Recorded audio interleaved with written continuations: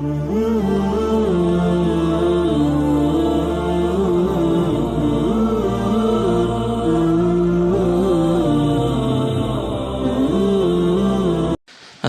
علیکم ورحمۃ اللہ وبرکاتہ۔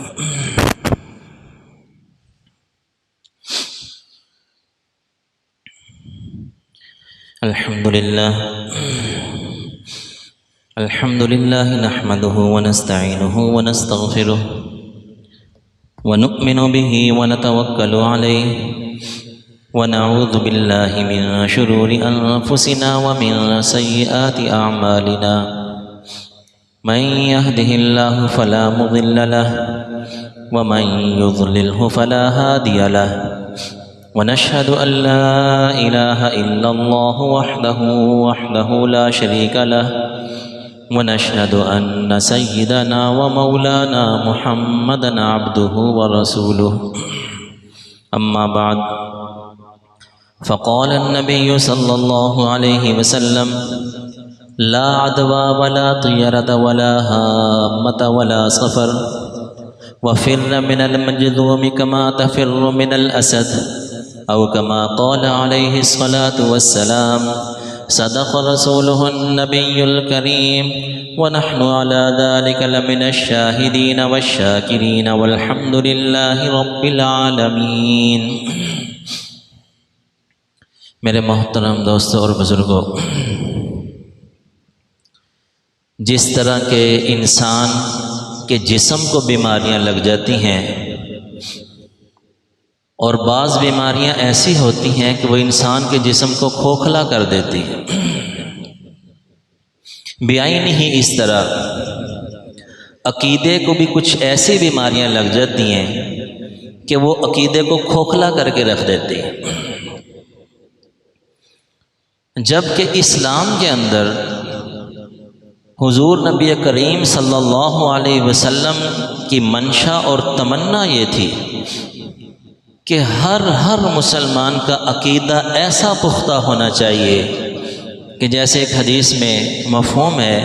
کہ تمہیں سولی پر چڑھا دیا جائے یا تمہیں آگ میں ڈال دیا جائے، لیکن اپنے عقیدے کو نہ چھوڑو، عقیدے کو نہ چھوڑو۔ عقیدہ بہت بڑی نعمت ہے، عقیدہ اسلام بہت بڑی نعمت ہے کہ اللہ پاک نے اتنی بڑی نعمت سے نواز دیا، تو اگر تمہیں سولی پر چڑھا دیا جائے، آگ میں ڈال دیا جائے، وہ تو قبول کر لو، لیکن عقیدہ نہ چھوڑو۔ اب جب یہاں تک آپ صلی اللہ علیہ وسلم کی منشا اور تاکید ہے، تو پھر حضور نبی کریم صلی اللہ علیہ وسلم نے نشاندہی بھی بیان فرمائی، نشاندہی فرمائی کہ کئی ایسی چیزیں ہیں کہ جو عقیدے کو کھوکھلا کر دیتی ہیں، وہ عقیدے کی بیماری ہے۔ جیسے جسمانی بیماریاں ہوتی ہیں، ایسے روحانی امراض بھی ہیں، روحانی بیماریاں بھی ہیں۔ وہ 4 بیماری اس حدیث کے اندر آپ علیہ السلام نے ان کی نشاندہی فرمائی کہ یہ 4 بیماریاں ایسی ہیں کہ جو انسان کے عقیدے کو کھوکھلا کر کے رکھ دیتی ہیں۔ پہلی بیماری کیا آپ نے بیان فرمائی؟ لا ادوا، لا ادوا، کہ بندہ بیماریوں کو مؤثر بالذات سمجھے، کہ بیماری میں ایسی طاقت ہے کہ وہ خود بخود دوسرے کو لگ جاتی ہے۔ آپ نے اس سے منع فرمایا کہ بیماری میں ایسی طاقت نہیں، لا ادوا، بیماریاں خود بخود نہیں پھیلتی۔ ایک بندہ بیمار ہوا ہے، اب جو بیماری دوسرے کو لگے گی تو اللہ کے حکم سے لگے گی، از سرے نو لگے گی، اس بیماری میں کوئی اثر نہیں ہے کہ وہ دوسرے کو لگ جائے۔ لا ادوا، بیماری میں تعدیہ نہیں، بیماریاں پھیلتی نہیں۔ یہ حدیث جو میں نے تلاوت کی ہے یہ بخاری شریف میں آتی ہے اور حدیث کی کئی کتب میں آتی ہے کہ یہ عقیدہ رکھنا بیماریاں پھیلتی ہیں، یہ درست نہیں ہے۔ اب بظاہر تو ہم دیکھتے ہیں نا، ہمارے گھروں میں بھی ایسے جملہ بول دیا جاتا ہے، آپ علیہ السلام تو فرما رہے ہیں بیماری پھیلتی نہیں ہے، ہم گھروں میں بھی ایسا جملہ بول دیتے ہیں کہ ایک بندہ زکام لے کر آتا ہے تو ہم کہتے ہیں کہ جناب یہ گھر میں زکام لے کر آیا۔ کوئی بندہ خارش کسی کو لگ گئی اور پھر 1-2 بندے اور متاثر ہو گئے تو ہم کہتے ہیں جناب کہ یہ بندہ گھر میں خارش لے کر آیا۔ یہ خطرناک جملے ہیں، اسی سے تو منع فرمایا جا رہا ہے، یہ جملے نہیں کہنے چاہیے۔ جب ایک صحابی نے یہ حدیث سنی کہ لا ادوا، کہ بیماریاں پھیلتی نہیں ہیں، تو ان کے ذہن میں ایک اشکال آیا انہوں نے کہا یا رسول اللہ کہ ہم بظاہر بعض کا تو ایسا دیکھتے ہیں کہ بیماریاں پھیلتی ہیں کہ ایک اونٹ جو خارش زدہ اونٹ ہوتا ہے وہ تندرست اونٹوں کے اندر چھوڑا جاتا ہے تو کئی اونٹوں کو خارش لگ جاتی، پہلے تو وہ تندرست تھے، اب یہ ایک خارشی اونٹ ان میں داخل کیا تو باقی بھی خارش زدہ ہو گئے۔ تو آپ صلی اللہ علیہ وسلم نے فرمایا کہ تم یہ بتاؤ کہ پہلے کو کہاں سے بیماری لگی تھی، پہلا کہاں سے متاثر ہوا تھا، اس کو تو بیماری لگی تھی نا۔ بظاہر ہمیں ایسا لگ رہا ہے کہ یہ اونٹ آیا تو باقیوں کو خارش لگی، تو آپ علیہ السلام فرما رہے ہیں کہ ایسا نہیں ہے، بظاہر ایسا لگ رہا ہے، حقیقت ایسے نہیں ہے، حقیقت اللہ کا حکم پیچھے کار فرمائے، اللہ کا حکم کار فرمائے کہ اللہ کے حکم سے دوسرے تیسرے چوتھے پانچویں متاثر ہو گئے۔ ہمیں بظاہر لگ رہا ہے، ظاہر اور چیز ہے، حقیقت اور چیز ہے۔ عقیدہ یہ ہونا چاہیے کہ بیماریاں پھیلتی نہیں، بیماری خود بخود مؤثر بذات نہیں ہوتی۔ اور اب حدیث کا جو آخری جملہ ہے وَفِرَّ مِنَ الْمَجْزُومِ كَمَا تَفِرُّ مِنَ الْأَسَدِ، ہمارے دین چونکہ یہ آسمانی دین ہے نا، اس لیے کہیں بھی کوئی کجی نہیں چھوڑی، کوئی کمی نہیں چھوڑی۔ اب دیکھیے کہ حدیث کے پہلے جز میں تو بیان کیا جا رہا ہے کہ نہیں بیماریاں نہیں پھیلتی، اور حدیث شریف کے آخری جز میں کہا جا رہا ہے کہ جس کو جذام کی بیماری لگی ہو، جذام کی، تو فِرَّ مِنَ الْمَجْزُومِ كَمَا تَفِرُّ مِنَ الْأَسَدِ، کہ جذام، جس کے جذام کی بیماری لگی ہو اس شخص سے ایسے بھاگو جیسے شیر کو دیکھ کے بھاگتے ہو، یعنی کہ اس سے دور رہو۔ اسی طرح ایک حدیث شریف میں آتا ہے جس کا مفہوم ہے کہ جس بستی کے اندر، جس علاقے کے اندر طاعون کی وبا پھیل جائے، باہر کا بندہ اس میں نہ جائے اور اس بستی کا بندہ باہر نہ آئے، جو بیماری پھیل گئی وہیں رہے۔ جیسے کوارنٹائن میں ایسا ہوتا تھا نا کہ جہاں کوارنٹائن ہو گیا، بس کورونا کی بیماری پتہ لگ گیا ایک بندے ہو گیا، اس کو وہ بند کر دیتے جگہ کو، بس یہاں کے بندے یہیں رہیں۔ تو یہ 1400 سال پہلے بھی ایسی کچھ بیماریاں تھیں کہ چھوت لگنا، کہ جن کے بارے میں یہی حکم دیا تھا کہ اس میں بھی کوارنٹائن کریں، کہ جو جہاں بیماری پھیلی ہے وہیں رہیں۔ اب یہ کس وجہ سے؟ اس کی وجہ یہ تھی کہ چونکہ بعض لوگوں کے عقائد کمزور ہوتے ہیں۔ اب جو بندہ طاعون کی بیماری سے بھاگ آئے گا نا کہ یار ہماری بستی میں بیماری پھیلی ہوئی، وہ وہاں سے بھاگ کے باہر آ جائے گا نا، تو وہ یہ سمجھے گا کہ اگر میں وہاں رہتا تو میں بھی بیمار ہو جاتا، اگر میں وہاں رہتا میں بھی بیمار ہو جاتا۔ اور جو باہر سے اندر جائے گا نا، وہ کیا کہے گا؟ افسوس کہ میں ایسے ہی اندر آ گیا، مجھے بھی بیماری لگ گئی۔ گویا کہ وہ بیماری کی طرف نسبت کر رہا ہے کہ میں یہاں نہ آتا بیمار نہ ہوتا، میں وہاں سے بھاگ آیا ہوں اس وجہ سے بیماری سے بچ گیا ہوں، اسی کی نفی کی کہ بھئی جذامی شخص سے دور رہو، ایسے بندوں سے تم دور رہو کہ جس سے عقیدہ خراب ہونے کا خدشہ ہو، کہ تمہارے ذہن میں آ سکتا ہے کہ بھئی میں اس وجہ سے بیمار ہوں، تو ایسی جگہ سے اسباب اختیار کر لو۔ اسباب اختیار کرنے کی بھی اجازت دے دی، عقیدہ وہی ہونا چاہیے، اسباب بھی اختیار کر لو، کیونکہ اسباب کا اختیار کرنا یہ توکل کے منافی نہیں ہے۔ کہ دیکھیے کہ ایک شخص آیا آپ صلی اللہ علیہ وسلم کی خدمت میں، اور آپ نے فرمایا کہ سواری ہے؟ انہوں نے کہا ہاں سواری ہے، سواری پر آیا ہوں، باہر اللہ کے توکل پر چھوڑ دی۔ تو حضور نے فرمایا نہیں، اس کو باندھو، اس کو باندھو پھر توکل کرو۔ باندھنا ایک سبب ہے، توکل تو اللہ پر ہی کرنا ہے کہ اللہ تعالیٰ حفاظت فرمائیں گے، لیکن سواری کو باندھ تو دو، سبب اختیار کرو، توکل اللہ پر ہونا چاہیے۔ یہ ایسی ہے کہ جیسے حضرت زکریا علیہ السلام کہ جب ان کو بیٹے کی خوشخبری سنائی گئی تو انہوں نے بظاہر اسباب کی طرف نسبت کی، کہ انہوں نے کہا کہ میں بوڑھا ہو چکا ہوں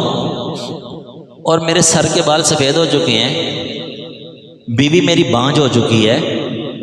ہم زندگی کے اس حصے میں ہیں، عمر کے اس حصے میں ہیں کہ اس میں اولاد نہیں ہوتی، اس میں اولاد نہیں ہوتی۔ ہر جبرائیل نے کیا کہا کہ بس اللہ کا حکم ہے، ہوگی۔ انہوں نے اسباب کو ذکر کیا تو اسباب کو ذکر کرنا، اسباب کو اختیار کرنا یہ توکل کے منافی نہیں ہے۔ تو حدیث شریف کے پہلے جو جملہ ہے، جو اس کا جز ہے، اس میں عقیدہ ٹھیک کیا گیا کہ عقیدہ یہ نہیں ہونا چاہیے کہ جو بیماری ہے وہ مؤثر بذات ہوتی، ایسا نہیں ہونا چاہیے، بیماری اللہ کے حکم سے لگے گی۔ اور جو آخری جز ہے، آخری حصہ حدیث شریف کا، اس میں اسباب کو اختیار کرنے کی اجازت دی، دونوں چیزیں ساتھ ساتھ۔ ایک تو یہ نشاندہی کی کہ یہ ایسی چیز ہے کہ جو عقیدے کو کھوکھلا کر دیتی۔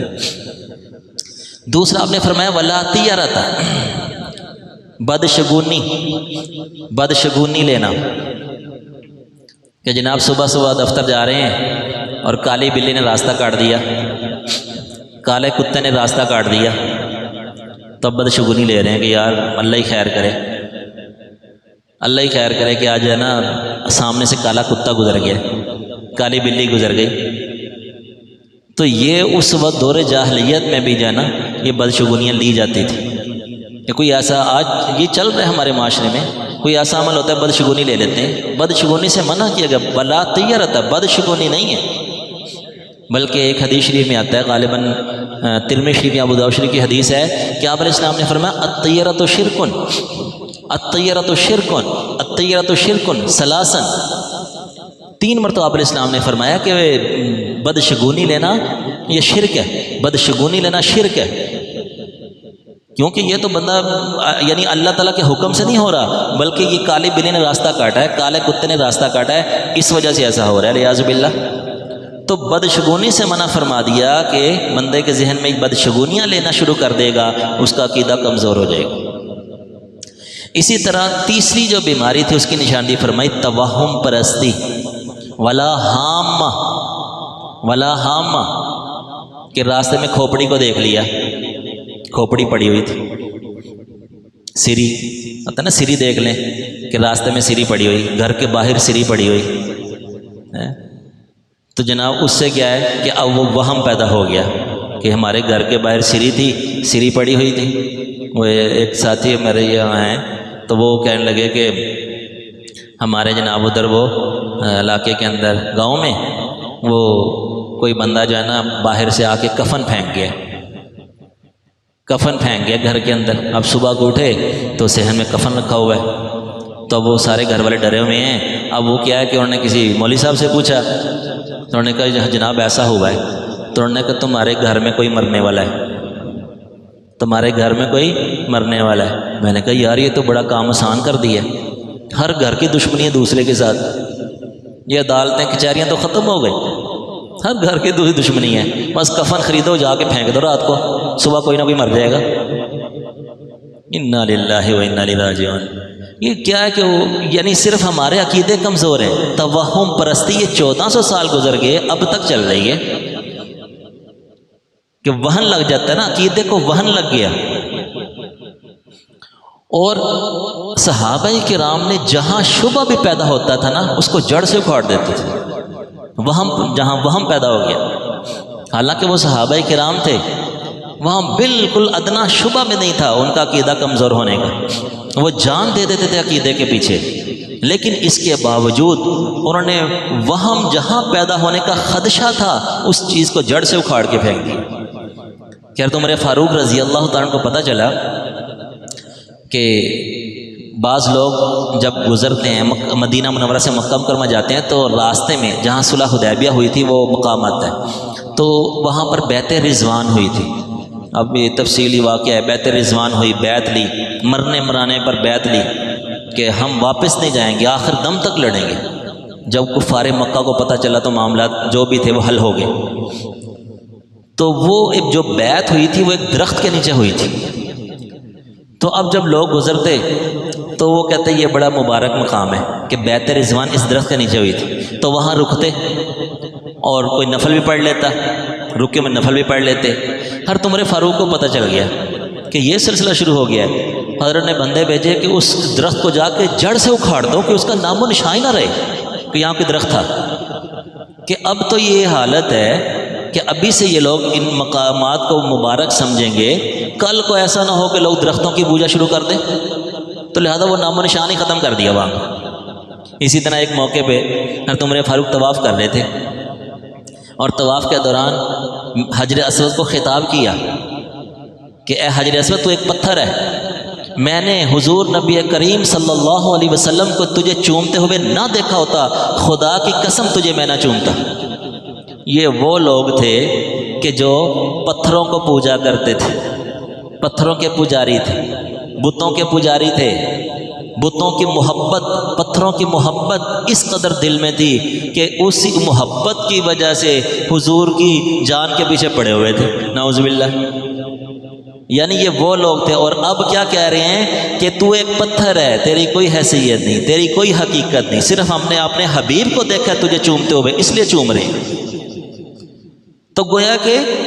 ذرا بر بھی جہاں وہم پیدا ہونے کا خدشہ تھا اس کو صاف کر دیا۔ تو یہ توہم پرستی ایسی چیز ہے کہ جس سے عقیدہ کھوکھلا ہو جاتا ہے۔ اسی طرح چوتھی بیماری کی نشاندہی فرمائی ولا سفر، کہ بعض لوگ سفر کو منحوس سمجھتے تھے، تو حضور نے فرمایا کہ سفر کا مہینہ منحوس نہیں ہے، مہینے تو سارے اللہ نے بنائے ہیں، وقت تو سارے ایک جیسے ہیں، تو سارے اللہ نے بنائے ہیں، یہ منحوس نہیں ہے۔ اب لا محلہ کی کوئی نہ کوئی ایک چیز ہوتی ہے نا، اس کے پیچھے کوئی نہ کوئی ایک چیز کار فرما ہوتی ہے کہ وہ بعض لوگوں نے جب یہ چیزیں پیدا ہوئی نا، غلط چیزیں جلدی چلتی ہیں معاشرے کے اندر، کہ آپ صلی اللہ علیہ وسلم چونکہ سفر کے مہینے میں بیمار ہوئے تھے تو انہوں نے کہا یہ سفر کا مہینہ منحوس ہے، نعوذ باللہ من ذالک، اگر سفر کا مہینہ منحوس ہے، بیمار ہوئے تھے تو ربیع الاول کے اندر تو وفات ہوئی ہے، وصال ہوا ہے، تو یہ تو کوئی نہ کوئی ہستی کسی نہ کسی دن پیدا بھی ہو رہی ہے، فوت بھی ہو رہی ہے، پھر تو صرف سفر کیا، پھر تو ہر مہینہ ہی منحوس ہو جائے گا۔ تو حضور نے فرمایا منحوس نہیں ہوتی، اور قرآن پاک نے بھی اس کی اصلاح کی کہ منحوس کیا ہوتے ہیں، ظہر الفساد فی البر والبحر بما کسبت ایدی الناس، کہ منحوس لوگوں کے عمل ہوتے ہیں، ما اصابک من سیئۃ فمن نفسک، جو برے اعمال ہیں تمہارے وہ ہیں منحوس۔ یہ برے اعمال کی نحوست ہوتی ہے، کوئی مہینہ منحوس نہیں ہے، کسی کی بیٹی منحوس نہیں ہے کہ کسی کی بیٹی کو بیاہ کے گھر میں لائے ہیں اور گھر میں کوئی مصیبت آ گئی تو سارا خاندان عام طور سے، اب 1400 سال بعد کی باتیں، اب بھی اپنے آپ کو مسلمان کہنے والے، موحد کہنے والے، وہ سارا اس پر ڈال دیں گے، لو جی یہ آئیے گھر کے اندر، اس نے قدم رکھا ہے تو لہذا یہ مصیبت آ گئی ہمارے گھر میں، حالانکہ وہ جتنے بھی لوگ ہیں پتہ نہیں وہ خود کتنے منحوس ہیں، وہ تو اس بیماری کا وقت یہ تھا، اس مصیبت کا وقت یہ تھا کہ وہ آ گئی۔ ہر مصیبت اپنے وقت پر آتی ہے، اب بظاہر دیکھا کہ یہ نئی دلہن آئی ہے، سارا اس پر ڈال دیا، اپنے اعمال نہیں دیکھے۔ قرآن کہہ رہا ہے کہ تمہارے اعمال منحوس ہیں، تمہارے گناہ منحوس ہیں، تو وہ جو دلہا ہے وہ بھی تو منحوس ہو سکتا ہے۔ وہ ایک بادشاہ تھا نا، تو اس کو کسی نے وہم ڈال دیا کہ یہ آپ کا غلام جو ہے یہ بڑا منحوس ہے، تو اس نے پابندی لگا دی کہ تو نے میرے سامنے نہیں آنا کرنا۔ وہ ایک موقع پہ ایسا ہوا کہ بادشاہ ٹہل رہا تھا تو غلام اپنے کام سے وہ سامنے آ گیا، تو اس نے کہا اس کو لٹاؤ اور اس کو چھترول کرو، کوڑے مارو اس کو، خوب ٹھکائی کی۔ تو بادشاہ نے پوچھا ہاں سناؤ، آئندہ آؤ گے سامنے؟ تم منحوس ہو، میرے سامنے نہ آیا کرو۔ اس نے کہا بادشاہ سلام جان کی امان، تو آپ تو جناب اپنے تخت پر بیٹھے ہوئے ہیں، آپ کو تو کچھ بھی نہیں ہوا، میں نے آپ کی شکل دیکھی تھی کہ آج میرے ساتھ یہ ہو رہا ہے، منحوس میں نہیں ہوں آپ ہیں، تو اس پر مصیبت نازل ہوئی نا۔ تو کسی کی طرف منسوب کر دینا کہ جناب تیری وجہ سے ایسے ہوا،